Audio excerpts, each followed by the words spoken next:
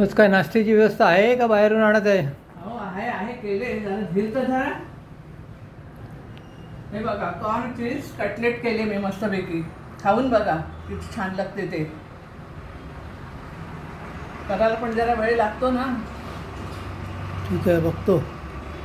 बघा आता खाऊन बघा. मी तर खाणारच आहे, मला भूक लागलेली आहे.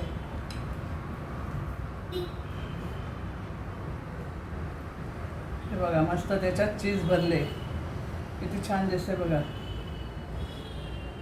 दिसायला तर बरं आहे, बघतो आता. मग